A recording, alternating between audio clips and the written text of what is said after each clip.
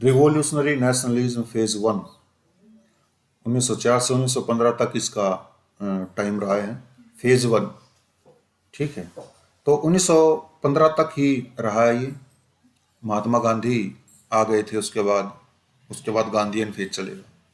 गांधीवादी मतलब तौर तरीके बदल जाएंगे रिवॉल्यूशन के। Reason for the rise of revolutionary nationalism, क्या क्या कारण थे जिससे क्रांतिकारी राष्ट्रवाद का उदय हुआ? क्या कारण थे देखो। Disappointment among youths from the working patterns of the moderates, युवाओं के बीच जो नरम दल के नेता काम कर रहे थे उस पैटर्न से उनमें असंतुष्टि थी, निराशा हो गई थी, खुश नहीं थे वो। Repression of extremist leaders and स्वदेशी मूवमेंट बिकमिंग लीडरलेस, गरम दल के नेताओं का रिप्रेशन हो गया था, उनको दबा दिया गया था, और जो स्वदेशी आंदोलन है वो लीडरलेस हो चुका था। मतलब सारे नेता जो स्वदेशी आंदोलन के थे वो चले गए थे इधर उधर, कोई गिरफ्तार हो गया, कहीं कहीं हो गया। तीसरा कारण है suppressive policies of the government, सरकार की दमनकारी नीतियां। Fourth point, inspiration from revolutionary activities abroad, विदेशों में जो क्रांतिकारी गतिविधियां हो रही थी उनसे प्रेरणा मिली थी युवाओं को।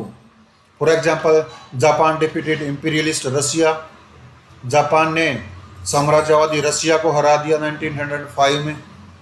जापान जो 4 आइलैंड है मुख्य रूप से, होन्शु, होकोहाइडो, टोक्यो, क्यूशु, इस जापान ने रशिया को हरा दिया, इससे भी प्रेरणा मिली युवाओं को। तो बंगाल में क्या चल रहा था रिवॉल्यूशनरी फेज में? बंगाल में अनुशीलन समिति की स्थापना की गई। इट हैड 3 ब्रांचेज, इसकी 3 शाखाएं थी, कलकत्ता, ढाका और मिदनापुर। कलकत्ता में कौन कौन नेता थे? बरिंद्र नाथ दत्त, भूपेंद्र दत्त कलकत्ता में नेता थे, ये मैच करने आते हैं कई बार। ढाका में लीडर थे पुलिन बिहारी दास, और मिदनापुर में लीडर थे ज्ञानेंद्र नाथ बसु। 3 शाखाएं थी। This leaders were known for 2 activities, ये नेता 2 गतिविधियों के लिए जाने जाते थे। पहली, दैट इज असैसिनेशन, हत्या ऑफ अनपॉपुलर ब्रिटिश ऑफिशियल्स, अलोकप्रिय ब्रिटिश अधिकारियों की हत्या के लिए जाने जाते थे। इन्फॉर्मर की हत्या के लिए जाने जाते थे। ट्रेटर्स धोखेबाज, राजद्रोही, ठीक है, उनकी हत्या के लिए जाने जाते थे। They also perform swadeshi dacoities to raise funds for purchasing the arms, हथियारों को खरीदने के लिए उन्होंने स्वदेशी डकैती भी की थी। Their most important magazine was Yugantar, उनके जो सबसे महत्वपूर्ण जो मैगजीन थी, पत्रिका थी, वो युगंतर थी, अनुशीलन समिति की, एडिटेड बाय बरिंदर घोष, जिसको संपादित किया गया था बरिंदर घोष के द्वारा। Another magazine of theirs was Sandhya पत्रिका, उनकी दूसरी मैगजीन थी संध्या पत्रिका, एडिटेड बाय ब्रह्म बंधव उपाध्याय, ठीक है, जिसको ब्रह्म बंधव उपाध्याय के द्वारा संपादित किया गया था। इनकी एक्टिविटीज क्या है बंगाल में? Members of Anushilan Samiti created a bomb making factory at Maniktala, ठीक है, मनीकतला में उन्होंने एक बॉम्ब बनाने की फैक्ट्री वो कर दी थी, बना दी थी। इन 1908 1908 में Prafulla Chaki and Khudiram Bose attempted to kill British officer Kingsford, 1908 में प्रफुल्ला चाकी ने और खुदीराम बोस ने ब्रिटिश ऑफिसर किंग्सफोर्ड को मारने का प्रयत्न किया, बट ड्यू टू मिसकैलकुलेशन, लेकिन मिसकैलकुलेशन के कारण दे किल्ड 2 ब्रिटिश लेडीज, 2 औरतों को मार दिया उन्होंने गलती से। आउट ऑफ गिल्ट, पश्चाताप से, Prafulla Chaki shot himself dead, Prafulla Chaki ने अपने आप को गोली मार ली, and Khudiram Bose was hanged, और खुदीराम बोस को फांसी दे दी गई। आफ्टर दीज ऑल इंसिडेंसेस, इन सभी घटनाओं के बाद, Alipur conspiracy case was filed against the revolutionaries which included the arrest of Aurobindo Ghosh. Alipur षड्यंत्र केस क्रांतिकारियों के खिलाफ चलाया गया, जिसके द्वारा अरबिंदो घोष की गिरफ्तारी कर ली गई। ये बीसीएस में पूछे गए थे।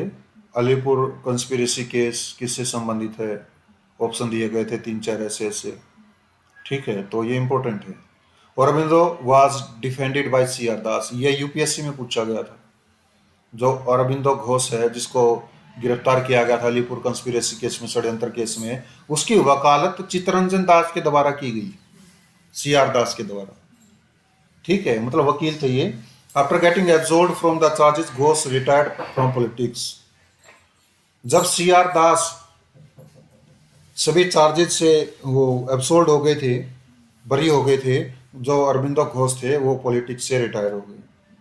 ठीक है, महाराष्ट्र में क्या था ये तो हमने बंगाल का पढ़ लिया। The activities of Vasudev Balwant Phadke around 1876 and 77 can be termed as the rise of revolutionary militantism against British। 1876 और 77 के आसपास जो वसुदेव बलवंत फाड़के की जो गतिविधियां थी, उन गतिविधियों को क्रांतिकारी उग्रवाद जो ब्रिटिश के खिलाफ हुआ, उसको वहां से क्रांतिकारी उग्रवाद की शुरुआत मानी जा सकती है। इन 1897 1897 में चापेकर ब्रदर्स, जो चापेकर भाई थे, चापेकर बंधु बोला जाता है इनको, killed 2 British officers, ran and arrest. ठीक है, इन दोनों ब्रिटिश ऑफिसर्स को उन्होंने मार दिया। It can be termed as the first example of political assassination. इसको पहला राजनीतिक हत्या का उदाहरण पेश बताया जा सकता है। मतलब पहली बार उन्होंने, चापेकर बंधुओं ने 2 ब्रिटिश ऑफिसर्स को मार दिया था। ये पहला राजनीतिक उदाहरण था किसी की हत्या जब की गई थी। अभिनव भारत, ये क्या अभिनव भारत? इन 1904 1904 में V D. Savarkar and Ganesh Savarkar created Abhinav Bharat. VD. Savarkar ने और गणेश सावरकर ने अभिनव भारत की बनाया था अभिनव Bharat. Initially they created Mitra Mela in Nashik in 1809।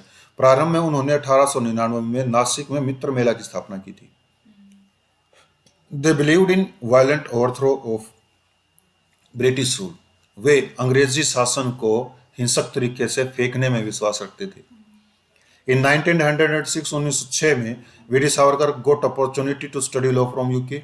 VD. Savarkar को यूके से लॉ की पढ़ाई करने का अवसर प्राप्त हुआ है। In the same year he wrote Mazzini Charitra. इसी साल उसने मजीनी चरित्र नामक पुस्तक भी लिखी थी। The first edition 2000 copies were sold with in a month. जो पहली एडिशन थी उसकी 2000 कॉपी एक महीने के अंदर अंदर बिक गई थी। It increase the popularity of Savarkar, जिसकी वजह से सावरकर की जो लोकप्रियता थी वो बढ़ गई थी। इन 1909 1909 में नासिक मजिस्ट्रेट ए.एम.टी. जैक्सन, जो नासिक का मजिस्ट्रेट था ए.एम.टी. जैक्सन, वाज असैसिनेटेड, उसकी हत्या कर दी गई बाय अनंत लक्ष्मण कान्हारे। अनंत लक्ष्मण कान्हारे के द्वारा ये ए.एम.टी. जैक्सन की हत्या कर दी गई। Britishers smelled the role of Savarkar. अंग्रेजों को सावरकर का रोल इसमें लगा। And lodged them in Cellular Jail in Andaman in 1910। और अंडमान निकोबार में 1910 में उसको सेलुलर जेल में लॉज कर दिया, डाल दिया था। ऐसा माना जाता है, सुना मैंने, वी.डी. सावरकर ने अंडमान जेल में वो जो वंदे मातरम है वो अपने नाखूनों से क्रुच क्रुच के लिख दिया था, वंदे मातरम वंदे मातरम। ठीक है, अंग्रेजों के खिलाफ भारत माता की जय, जेल में। और जेल से छूट करके बंगाल की खाड़ी को पार करते हुए तैर तैर करके वो भारत में फिर आए थे। इतना लंबा एरिया तैर के पार किया था। देखो आगे क्या है। दिल्ली इन 1912 1912 में Ras Bihari Bose and Sachindra Sanyal unsuccessfully attempted to kill viceroy Hardinge. Ras Bihari Bose ने और सचिंद्र सान्याल ने 1912 में असफलतापूर्वक वायसराय हार्डिंग को मारने का प्रयत्न किया, जो असफल रहे थे वो। इन दिस रिगार्ड, इस संबंध में दिल्ली कंस्पिरेसी केस, दिल्ली षड्यंत्र केस वाज फाइल्ड, ये फाइल किया गया। Which led to hanging of 4 revolutionary, जिसकी वजह से 4 क्रांतिकारियों को फांसी दे दी गई। अवध बिहारी, अमीर चंद, बाल मुकुंद और बसंत, इनको फांसी दे दी गई। In Madras Vanchi Iyer killed justice R K. Madras में जो वांची अय्यर था उसने क्या कर दिया, जस्टिस आर के को मार दिया था। आउटसाइड इंडिया, भारत के बाहर क्या गतिविधियां हो रही थी। इन 1905 1905 में, देखो 1905 का साल में, 1905 से 7 के साल में कितना विद्रोह हो रहा है। अंग्रेजों ने धर्म के खिलाफ बांटना शुरू कर दिया था। श्यामजी कृष्ण वर्मा 1905 में इस्टेब्लिश्ड भारत स्वशासन समिति इंडिया हाउस। उसने भारत स्वशासन समिति इंडिया हाउस की स्थापना कर दी इन लंदन में।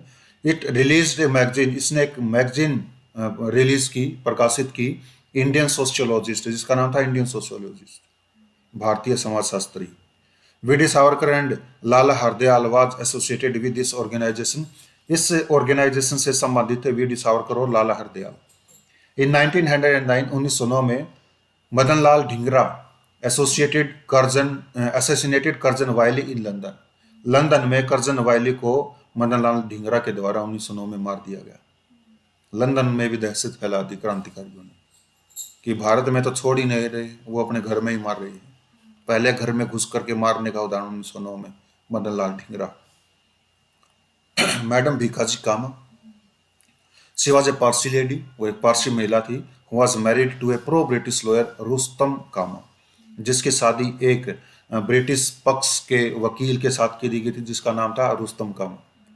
Who aspired to enter into politics, जिसने एस्पायर्ड किया था, महत्वाकांक्षा की थी कि वो पॉलिटिक्स में एंटर करेगा, राजनीति में भाग लेगा। इन 1896 1896 में bubonic plague spread in Bombay presidency, Bombay presidency में ये प्लेग की महामारी जो थी वो फैल गई थी 1896 में। एट दिस टाइम, इस समय she joined grand medical college team, उसने ग्रैंड मेडिकल कॉलेज टीम को ज्वाइन कर लिया। इन बॉम्बे में ही ज्वाइन कर लिया था, but she herself got affected, लेकिन वो खुद भी प्लेग की महामारी से पीड़ित हो गई थी। She was sent to Britain, उसे ब्रिटेन भेजा गया था फॉर ट्रीटमेंट, इलाज के लिए। Where she came in contact with Shyam ji Krishna Varma, जहाँ वो श्याम जी कृष्ण वर्मा के कॉन्टैक्ट में आई इलाज के लिए जब गई थी। एंड दादा भाई नौरोजी, और दादा भाई नौरोजी के संपर्क में आई। इन 1905 1905 में she created Paris Indian society, Paris Indian society with the help of S.R. Rana and M.B. Godrej. इनके संपर्क में आकर के उसने S.R. राणा और M.B. गोदरेज के संपर्क में आकर के 1905 में मैडम भीखाजी कामा ने पेरिस इंडियन सोसाइटी की स्थापना की थी। Later at international socialist conference, बाद में इंटरनेशनल सोशलिस्ट कॉन्फ्रेंस में जो जर्मनी में थी, स्टुटगार्ट में, she raised the flag of India's independence, ने भारत की स्वतंत्रता के ध्वज को फहराया। विद द वर्ड्स, जिस पर वर्ड्स लिखे हुए थे, रिटन इन मिडल, उसके बीच में लिखे हुए थे, फ्लैग के बीच में वंदे मातरम शब्द लिखे हुए थे। ठीक है, और ये ट्राई कलर था। ट्राई कलर मतलब इसमें green, saffron and red strips थी। ठीक है, ये ट्राई कलर था। वंदे मातरम कहां था सबसे पहले फेमस? क्या बता रहे थे? स्वदेशी जो आंदोलन चला था उसके विरोध में ही बंकिम चंद्र चटर्जी ने वंदे मातरम लिखा। ठीक है, और उस आंदोलन का ये फेमस स्लोगन बन गया था, गदर मूवमेंट। लाला हरदयाल एंड सोहन सिंह भागड़ा के द्वारा, ये एनआरआई थे दोनों। It was initiated by NRIs, ठीक है, specially in Canada and western coast of US, विशेष रूप से कनाडा में और संयुक्त राज्य अमेरिका के जो पश्चिमी तट है वहां पर इसकी शुरुआत एनआरआई के द्वारा की गई थी, नॉन रेजिडेंट इंडियंस के द्वारा, स्पेशली लाला हरदयाल एंड सोहन सिंह भागड़ा के द्वारा। ठीक है, रीजंस क्या है इसके गदर मूवमेंट के 1913 से 15? रेशियल डिस्क्रिमिनेशन विद इंडियंस, भारतीय लोगों के साथ जातिगत भेदभाव हो रहा था। फेमिलियरिटी ऑफ एनआरआईज, एनआरआईज की फेमिलियरिटी, जान पहचान थी with American value of freedom, American value of freedom की एंड लिबर्टी की, कि अमेरिका में फ्रीडम क्या है, अमेरिका में लिबर्टी क्या है, इन दोनों को वो जानते थे। इस वजह से उन्होंने क्या किया था, गदर मूवमेंट की शुरुआत की थी। Contamination with communist and socialist ideology, Samajwadi विचारधारा और साम्यवादी विचारधारा से ये तंग आ चुके थे, उब गए थे। इन वैंकूवर कनाडा में एंड पोर्टलैंड यूएस, और यूएस के पोर्टलैंड में, many organisations and newspapers were set up to voice against British, बहुत से अखबार और बहुत सी संस्थाएं स्थापित की गई थी अंग्रेजों के खिलाफ आवाज उठाने के लिए। कौन कौन से थे देखो, Swadesh Sevak at Vancouver by G D Kumar के द्वारा वैंकूवर में स्वदेश सेवक की स्थापना की गई। यूनाइटेड इंडिया हाउस की स्थापना की गई एट सिएटल अमेरिका में by Taraknath and G D Kumar, Taraknath और जीडी कुमार के द्वारा अमेरिका में सिएटल जो संस्था उसकी स्थापना की गई। न्यूज़पेपर कौन से निकाले इसने? फ्री हिंदुस्तान बाय तारकनाथ, तारकनाथ के द्वारा फिर हिंदुस्तान न्यूज़पेपर निकाला गया। सर्कुलर आज़ादी रामनाथपुरी के द्वारा निकाला गया। Hindi association of Portland, Portland की Hindi association set up by Lala Hardayal in 1913। Lala Hardayal के द्वारा 1913 में इसकी स्थापना की गई। The first meeting of this organisation was held at the house of Kashi Ram, attended by Bhai Parmanand, Harnam Singh, टुंडिलक, Sohan Singh भागरा। इन लोगों के द्वारा इसकी जो पहली ऑर्गेनाइजेशन की जो पहली मीटिंग थी, जो काशीराम के घर में हुई थी, अटेंड की गई थी। मतलब किसी के घर में होने वाली मीटिंग काशीराम के घर में हुई। Hindi association of Portland. In the meeting it was decided to establish Yugantar Ashram at San Francisco. इस मीटिंग में फैसला लिया गया कि सैन फ्रांसिस्को में युगंतर आश्रम की स्थापना की जाएगी। And they also decided to release a weekly the Ghadar. और उन्होंने ये भी फैसला किया कि वो एक साप्ताहिक पत्रिका निकालेंगे जिसका नाम होगा the Ghadar, to expose the exploitative nature of the British rule. ये जो अंग्रेजी शासन है इसका शोषण जो कारी नेचर है इसको एक्सपोज करने के लिए, उजागर करने के लिए द गदर नाम की पत्रिका निकालने की। जो ये जो द गदर लिखा हुआ है इसका एक फोटो भी था मेरे पास एक्चुअल। उसके नीचे लिखा हुआ था अंग्रेजी राज का दुश्मन, द गदर। और गदर सचमुच में गदर थी। इस पत्रिका में एक विज्ञापन आया था, लास्ट क्लास में भी मैंने बताया था। उसमें लिखा हुआ था कि बहादुर सिपाहियों की जरूरत है, ठीक है, और भारत में काम करना है। तनख्वाह मौत, इनाम आज़ादी, युद्ध का मैदान भारत, ठीक है। यह ऐसा विज्ञापन आया था इसमें। कोमागाता मारू इंसिडेंट ये क्या है, इसको देखो। इन 1913 में Canadian authorities issued an instruction. Canadian authorities ने, कनाडा के अधिकारियों ने एक निर्देश जारी किया, whereby some Indians were allowed to visit Canada, जिसके माध्यम से कुछ भारतीयों को कनाडा विजिट करने के लिए अनुमति दी गई। 1913 की बात है। ए शिप नेम्ड कोमागाता मारू, एक जहाज जिसका नाम था कोमागाता मारू, वाज कमीशनड, उसको भेजा गया, to carry some Indians to Canada, की कुछ भारतीय लोगों को कनाडा लेकर के आए। When they reached the coast of Vancouver, जब उस जहाज में बैठ करके भारतीय लोग वैंकूवर पहुंचे, वैंकूवर कहाँ है, Canada, they were not allowed to disembark from the ship, उन्हें शिप से उतरने की इजाजत नहीं दी गई। they were forced to return to India, उन्हें मजबूर किया गया कि वो भारत लौट जाएं। Finally when they reached the coast of बज बज, वेस्ट बंगाल में ही है, जब वे बज बज के किनारे पहुंचे वेस्ट बंगाल में, पश्चिम बंगाल में, they clashed with the British authority, उनका झगड़ा हो गया अंग्रेज अधिकारियों के साथ, which led to large scale massacre, जिसका परिणाम यह हुआ कि बड़े पैमाने पर हत्याकांड हो गई ऑफ इंडियंस, भारतीय लोगों की हत्या हो गई। In this scenario Indians decided to revolt against the British, इस सिनारियो में भारतीय लोगों ने अंग्रेजों के खिलाफ विद्रोह करने का फैसला कर लिया, अंडर द लीडरशिप ऑफ रास बिहारी बोस। रास बिहारी बोस के नेतृत्व में विद्रोह छिड़ गया। एक्टिविटीज ऑफ गदरिट्स, ठीक है, जो गदरवादी लोग थे उनकी क्या क्या गतिविधियां थी। They tried to spread anti British sentiments and unite the people of India against the British, उन्होंने ब्रिटिश विरोधी भावनाओं को फैलाने का प्रयत्न किया और अंग्रेजों के खिलाफ भारतीय लोगों को इकट्ठा करने का भी प्रयास किया। They incited the Indian army to revolt, उन्होंने भारतीय फौज को विद्रोह करने के लिए भी भड़काया। They try to enlist the help of Germany, Germany की सहायता भी लेने की उन्होंने कोशिश की। They supported provincial temporary government, उन्होंने प्रांतीय जो अस्थायी सरकार थी उसका भी सपोर्ट किया, समर्थन किया। In Afghanistan created by Mahendra Pratap Singh and Barkatullah, Mahendra Pratap Singh और बरकतुल्ला के द्वारा अफगानिस्तान में जो प्रोविंशियल टेम्पररी गवर्नमेंट की स्थापना की गई उसको भी उन्होंने समर्थन दिया। Ghadar movement had many flaws, Ghadar movement में बहुत सारी कमियां थी at the level of organisation, ideology, strategy and finances, ठीक है, संस्थागत लेवल पर, विचारधारा के लेवल पर, और स्ट्रेटेजी प्लान के लेवल पर, योजना के लेवल पर, और फाइनेंसिस वित्तीय स्तर पर भी बहुत सारी क्या थी, कमियां थी। They also underestimated their extent of preparation, उन्होंने अपनी प्रिपेरेशन का जो एक्सटेंट था, विस्तार जो था, उसको अंडर एस्टिमेटेड किया, गलत अनुमान लगाया उन्होंने। The movement fail to generate sustained and effective leadership, ये जो आंदोलन था ये सस्टेन्ड और इफेक्टिव लीडरशिप, प्रभावशाली नेतृत्व को नहीं उभार पाया, जनरेट कर पाया। Contribution of Ghadar movement, Ghadar movement का क्या कंट्रीब्यूशन है?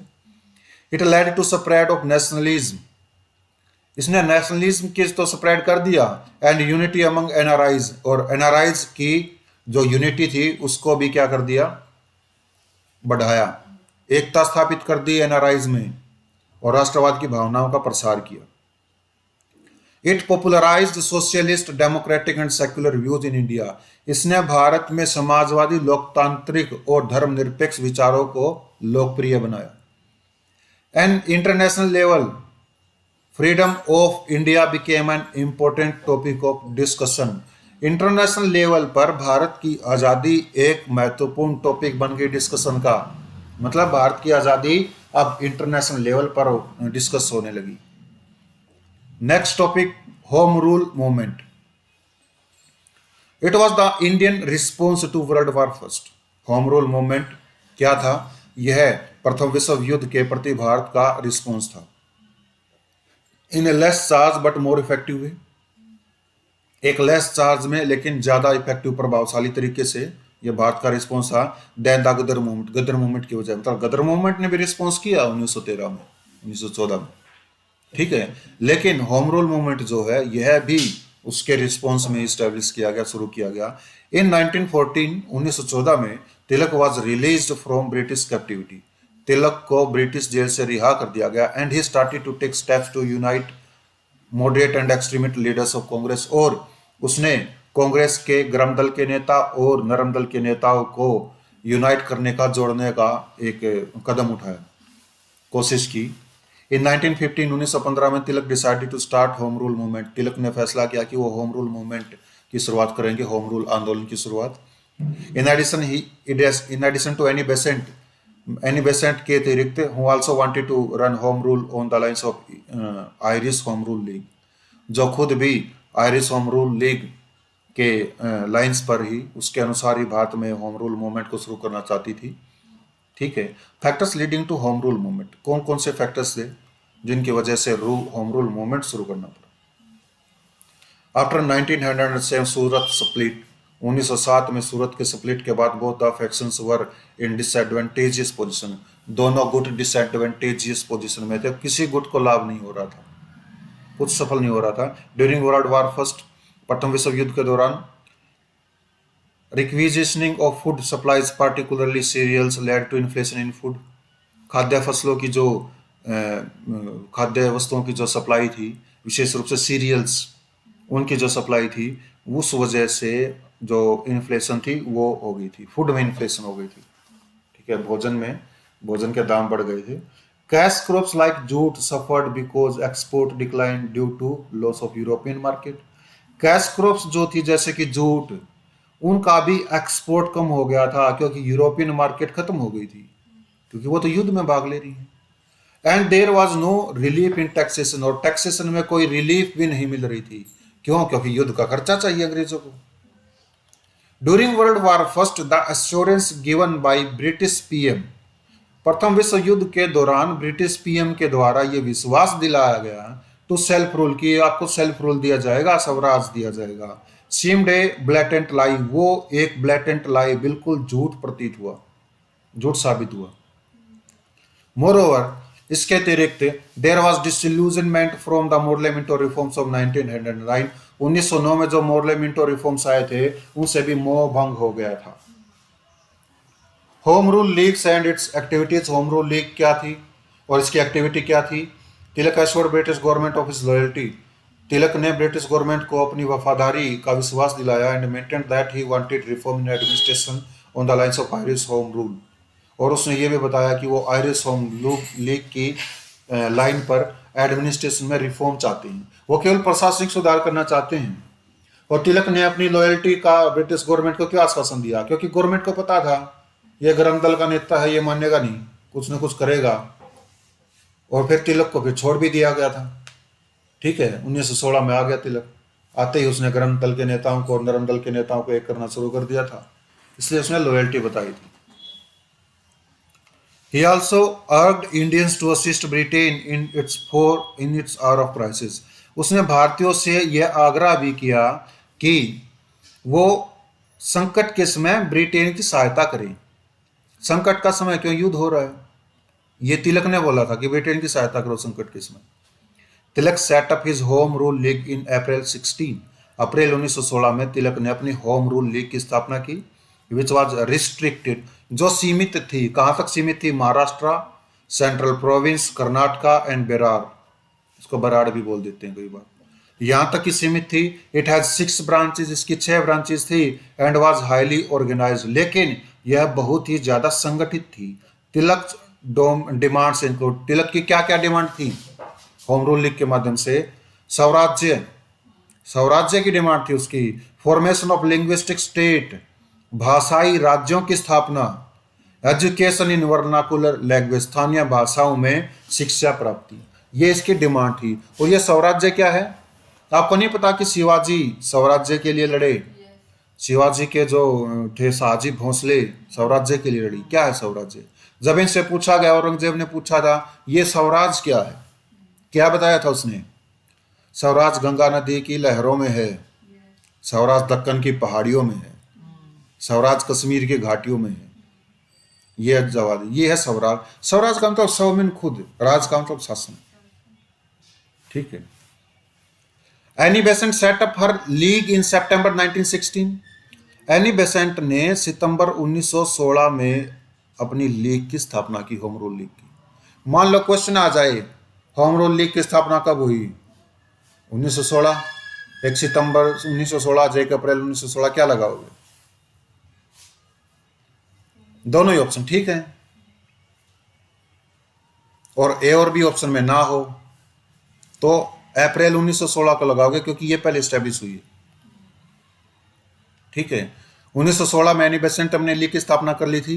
In rest of India including Bombay, Bombay के साथ साथ रेस्ट ऑफ इंडिया में भी। ठीक है। और बॉम्बे में आपको पता है कि तिलक भी था, महाराष्ट्र में।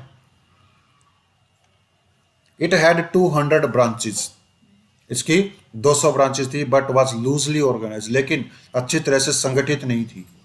देन तिलक्स लीग, तिलक की लीग के बजाय, मतलब तिलक की जो लीग है वो अच्छी तरह से संगठित थी। George Arundale was the secretary of Besant league, जो जॉर्ज अरुंडेल थे वो बेसेंट की लीग के सचिव थे। And CP Ramaswamy Iyer and B W Wadia, और CP Ramaswamy Iyer, B W Wadia were notable leaders of her league, वो उसकी लीग के नोटेबल लीडर्स थे। ठीक है, वो प्रसिद्ध नेता थे। लेटर, इसके बाद होम रूल एगिटेशन, जो स्वराज आंदोलन था, was joined bye Motilal Nehru, Motilal Nehru के द्वारा ज्वाइन कर लिया गया, जवाहरलाल नेहरू के द्वारा ज्वाइन कर लिया गया, भूलाभाई देसाई, सी आर दास, मदन मोहन मालवीय, मोहम्मद अली जिन्ना, तेज बहादुर सप्रू, लाला लाजपत राय, इन सब के द्वारा एनी बेसेंट की लीग को ज्वाइन कर लिया गया, नोट तिलक की लीग। तिलक की लीग को क्यों नहीं ज्वाइन किया?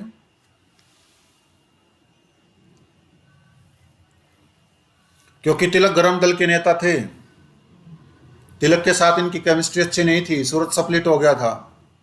वो मानते थे कि गरम दल का नेता है, कोई ना कोई कांड करेगा, तुम्हें भी मरवाएगा।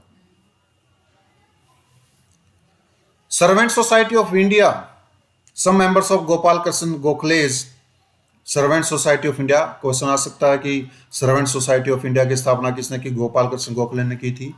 इस संस्था के जो कुछ सदस्य थे वो भी also join home rule agitation, उन्होंने भी स्वराज आंदोलन को ज्वाइन कर लिया, होम रूल को। ऑब्जेक्टिव्स एंड मेथड्स क्या क्या थे इनके?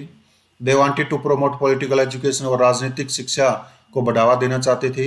And aware people through discussion, public meetings, organising libraries, reading rooms, propaganda through pamphlets, posters and also street plays. वे राजनीतिक शिक्षा का प्रसार करना चाहते थे, लोगों को जागरूक करना चाहते थे। किस किस के माध्यम से? डिस्कशन के माध्यम से, पब्लिक मीटिंग्स के माध्यम से, ऑर्गेनाइजिंग लाइब्रेरीज के माध्यम से, ठीक है, लाइब्रेरीज को ऑर्गेनाइज करके, रीडिंग रूम्स के माध्यम से, और पैम्फलेट्स, पर्चों के माध्यम से प्रचार प्रसार करके, posters and also street plays, और जो स्ट्रीट प्लेज होते हैं, गलियों में जो नाटक करवाया जाता है, उनके माध्यम से लोगों को जागरूक करना चाहते थे। They also collected funds to increase its membership, उन्होंने इसकी मेंबरशिप को बढ़ाने के लिए कलेक्टेड फंड्स भी करना शुरू कर दिया था। मतलब अगर आप इसमें शामिल होना चाहते हो तो आपको इतनी इतनी फीस देनी पड़ेगी, वो फंड फिर कहीं यूज किया जाएगा। ब्रिटिश रिस्पॉन्स क्या था होम रूल के खिलाफ? British came down with severe repression particularly in Madras. Madras में जो अंग्रेज थे उन्होंने बहुत ही कठोर तरीके से रिप्रेशन किया, दबा दिया इसको। एक case was registered against Tilak, Tilak के खिलाफ एक केस रजिस्टर किया गया, which was defended by Mohammed Ali Jinnah, जिस केस को मोहम्मद अली जिन्ना के द्वारा डिफेंड किया गया। मोहम्मद अली जिन्ना इसके वकील बने थे, बाल गंगाधर तिलक के। इन जून 1917, जून 1917 में एनी बेसेंट, जो एनी बेसेंट है, वाडिया, BW वाडिया जो थे, ठीक है, एंड अरुणडेल जो उसके सचिव थे, वर अरेस्टेड बाय ब्रिटिश, अंग्रेजों के द्वारा उनको गिरफ्तार कर लिया गया। It led to chain reaction, इससे चेन रिएक्शन हुआ, एक के बाद एक रिएक्शन, फिर वो रिएक्शन, फिर वो रिएक्शन। इन इंडिया, भारत में क्या क्या रिएक्शन हुआ? इन ए ड्रामेटिक गेस्चर, एक ड्रामेटिक गेस्चर में, एक नाटक के इशारे में, sir S Subramaniam Iyer renounced his knighthood title. जो सर सुब्रमण्यम अय्यर थे उन्होंने अपनी नाइटहुड की उपाधि त्याग कर दी। मोन्टेग्यू, कौन थे Montagu? The secretary state of commented. Montagu जो सीक्रेटरी स्टेट थे उसने टिप्पणी की, क्या टिप्पणी की? Shiva cut his wife into 52 pieces.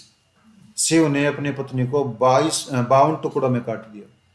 Only to discover that he had 52 wives, ये डिस्कवर करने के लिए कि उसकी पत्नी 52 है, ये कही उसने, ठीक है, लेकिन वो खत्म हो गई। This is what happens to government of India, ऐसे भारत सरकार के साथ हुआ है। व्हेन इट इंट्रेंस, जब इसने इंट्रेंस किया था टू मिस एनी बेसेंट, जब मिस एनी बेसेंट को इंट्रेंस किया था, it led to release of Miss Besant in सितंबर 1916, ठीक है, जिसकी वजह से उन्होंने गवर्नमेंट ऑफ इंडिया को मिस बेसेंट को सितंबर 1917 में रिलीज करना पड़ा। This was the height of Annie Besant's popularity, Annie Besant की पॉपुलरिटी की यह हाइट थी। She became president of Congress in 1917, 1917 में वह कांग्रेस की प्रेसिडेंट बन गई थी, अध्यक्ष बन गई थी, ये पॉपुलरिटी थी। Fading out of home rule movement, home rule movement की क्या फेडिंग आउट थी, कैसे कैसे खत्म होता चला गया था? Declaration of British prime minister on 20 August 1917, the aim of British authorities to establish a responsible government in India. 20 अगस्त 1917 को ब्रिटिश प्रधानमंत्री की घोषणा आई, जिस घोषणा में यह बताया गया था कि ब्रिटिश अधिकारियों का जो मुख्य उद्देश्य है वो भारत में एक उत्तरदायी सरकार स्थापित करने का है। A committee was constituted, committee बनाई गई under the chairmanship of secretary of state Montagu. Montagu की जो अध्यक्षता में, जो सेक्रेटरी ऑफ स्टेट थे, इसकी अध्यक्षता में कमेटी बनाई गई in order to provide responsible government to Indians, भारतीयों को एक उत्तरदायी सरकार प्रोवाइड करने के लिए। इन जुलाई 1918, जुलाई 1918 में the reforms were made public, ये जो सुधार थे ये पब्लिक कर दिए गए, आम जनता को ओपन कर दिए गए। Annie Besant accepted it, Annie Besant ने इनको एक्सेप्ट कर लिया। And withdrew her home rule agitation, और उसने अपने होम रूल आंदोलन को वापस ले लिया। इन 1918, 1918 में Tilak went to London, Tilak London चले गए to file a suit against Valentine Chirol, Valentine Chirol के खिलाफ मुकदमा दायर करने के लिए।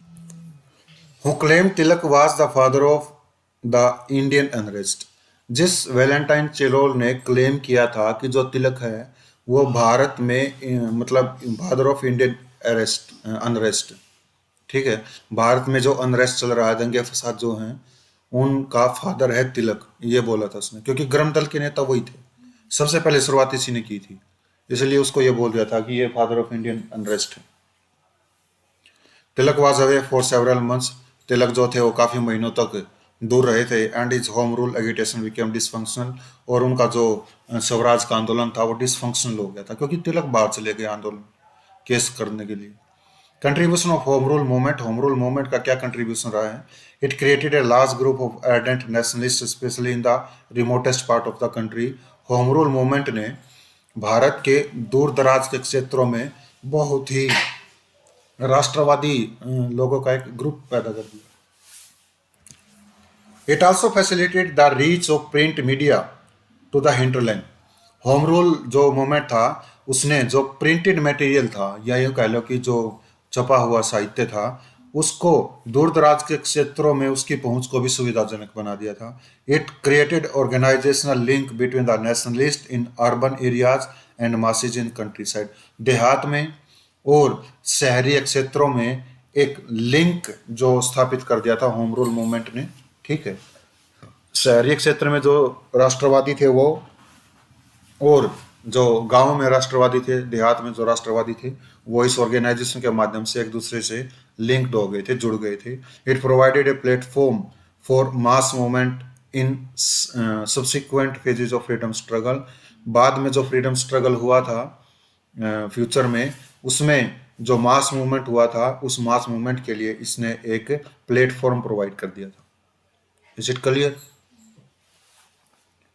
Lucknow session of Indian National Congress. इंडियन नेशनल कांग्रेस का जो लखनऊ सेशन है वो क्या है? This session led to reunification of two branches of Congress and for the first time Muslim League joined the Lucknow session which resulted into Lucknow pact. Lucknow session में जो कांग्रेस की दो ब्रांच थी, गरम दल के नेता और नरम दल के नेता, इनका फिर से रीयूनिफिकेशन हो गया था, एकीकरण हो गया था, दोनों एक हो गए थे। और पहली बार मुस्लिम लीग ने लखनऊ सेशन को ज्वाइन किया था, जिसकी वजह से कांग्रेस में और मुस्लिम लीग में एक समझौता हो गया था जिसको लखनऊ पैक्ट बोला जाता है। This session was presided by Ambika चरण मजूमदार। इस अधिवेशन की अध्यक्षता अंबिका चरण मजूमदार के द्वारा की गई थी। क्या लखनऊ पैक्ट के प्रावधान देखो, Congress accepted the concept of separate electorate. Congress ने एक अलग इलेक्टोरेट का जो कॉन्सेप्ट है, अवधारणा, उसको स्वीकार कर लिया फॉर द मुस्लिम्स के लिए। They also accepted that Muslims should be given 1/3 representation in central government. उन्होंने यह भी स्वीकार कर लिया था कि केंद्रीय सरकार में मुसलमानों को एक तिहाई प्रतिनिधित्व दिया जाएगा। There shall be self government in India. एक ये प्रावधान था कि भारत में स्वराज होगा, स्वशासन होगा। They demanded to increase the number of Indian members in the central and provincial legislature council. उन्होंने केंद्रीय और प्रांतीय विधायी सभाओं में, विधायी परिषदों में भारतीय सदस्यों की संख्या बढ़ाने की भी मांग की थी लखनऊ पैक्ट में। Negative aspects of Lucknow pact. नकारात्मक पहलू क्या थे लखनऊ पैक्ट के? It was based on the belief that Hindus and Muslims are separate political entities. यह इस धारणा पर आधारित थी, विश्वास पर आधारित थी कि हिंदू और मुस्लिम जो हैं वो दोनों सेपरेट पॉलिटिकल एंटिटीज हैं। इसका नेगेटिव पॉइंट है, क्यों? क्योंकि उन्होंने सेपरेट इलेक्टोरेट एक्सेप्ट कर लिया, जिससे यह साबित हो गया कि दोनों सेपरेट पॉलिटिकल एंटिटीज हैं। ठीक है, ये एक्सेप्ट कर लिया था उन्होंने। It may also lead to domino effect whereby other communities में also demand separate electorates for themselves. यह इससे डोमिनो इफेक्ट भी हो सकता था, जिसके माध्यम से जो दूसरी जो कम्युनिटीज हैं वो भी अपने लिए सेपरेट इलेक्टोरेट की मांग कर सकती थी। डोमिनो इफेक्ट पता है क्या होता है? डोमिनो इफेक्ट का मतलब ये होता है जब कोई एक चीज किसी की स्वीकार कर ली जाती है तो दूसरे भी उसी चीज को मांगना शुरू कर देते हैं। मान लो क्लास में बैठे हैं, एक लड़के ने छुट्टी मांग ली, सर मेरे को घर जाने दो, मेरे को बुखार है, मेरा सिर दर्द है। उसको छुट्टी दे देंगे कि सिर दर्द का बहाना कि सर ने इसको छुट्टी दे दी, मेरे को भी छुट्टी दे देंगे, मैं भी अपना सिर दुखा लूँ। Domino effect. फिर वो मांगेगा, फिर वो मांगेगा, फिर वो मांगेगा। डोमिनो इफेक्ट है। It was like opening the gateways of future communalism. यह इस प्रकार से था जैसे कि मान लो भविष्य में साम्यवाद के गेट खोल दिए गए। साम्यवाद यह अवधारणा विकसित हुई थी इससे, सेपरेट इलेक्टोरेट से। Montagu statement of 1970। 1917 में मोंटेग्यू की क्या स्टेटमेंट आई थी? He declared that the British government policy in India is of an increasing participation of Indians in every branch of administration. उसने घोषणा की कि ब्रिटिश गवर्नमेंट की नीति यह है कि भारत में ब्रिटिश गवर्नमेंट की नीति यह रही है कि प्रशासन के प्रत्येक शाखा में या प्रत्येक पहलू में भारतीय लोगों की पार्टिसिपेशन को इंक्रीज किया जाए, बढ़ाया जाए भागीदारी को, प्रशासन में, सेवाओं में, हर प्रकार के ऑर्गेनाइजेशन में। यह इसने घोषणा कर दी मोंटेग्यू ने 1917 में। And the gradual development of self governing institutions.